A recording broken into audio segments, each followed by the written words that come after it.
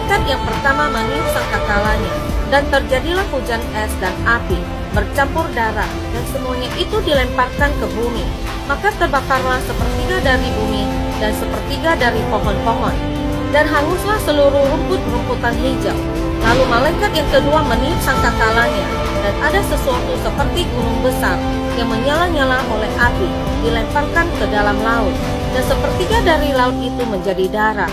Dan matilah sepertiga dari segala makhluk yang bernyawa di dalam laut. Lalu malaikat yang ketiga meniup sangkakalanya, dan jatuhlah dari langit sebuah bintang besar, menyala-nyala seperti obor, dan ia menimpa sepertiga dari sungai-sungai dan mata-mata air. Malaikat yang keempat meniup sangkakalanya, dan terpukullah sepertiga dari matahari, dan sepertiga dari bulan, dan sepertiga dari bintang-bintang, sehingga sepertiga daripadanya menjadi gelap, dan sepertiga dari siang hari tidak terang, dan demikian juga malam hari.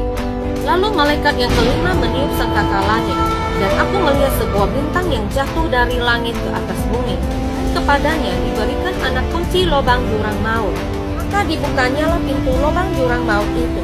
Lalu naiklah asap dari lubang itu bagaikan asap tanur besar, dan matahari dan angkasa menjadi gelap oleh asap lubang itu. Pada sangkakala kelima, Lucifer dan para malaikatnya dilepaskan dari neraka, dan menyiksa mereka yang tidak memiliki materai Tuhan di dahi mereka.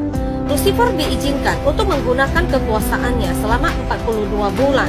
Krisis pemerintahan yang akan terbentuk segera setelah sangkakala pertama adalah awal dari sistem binatang dalam Wahyu 13, yang akan menjadi satu-satunya sistem yang layak secara ekonomi dan juga secara global.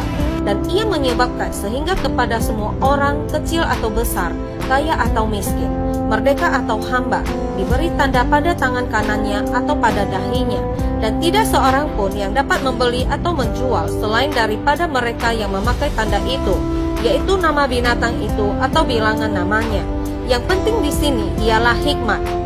Barang siapa yang bijaksana, baiklah ia menghitung bilangan binatang itu, karena bilangan itu adalah bilangan seorang manusia, dan bilangannya ialah 666.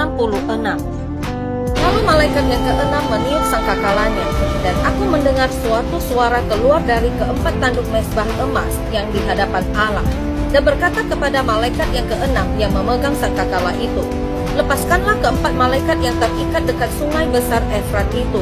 Maka dilepaskanlah keempat malaikat yang telah disiapkan bagi jam dan hari, bulan dan tahun untuk membunuh sepertiga dari umat manusia. Lalu malaikat yang ketujuh meniup sangkakalanya, dan terdengarlah suara-suara nyaring di dalam surga. Katanya, pemerintahan atas dunia dipegang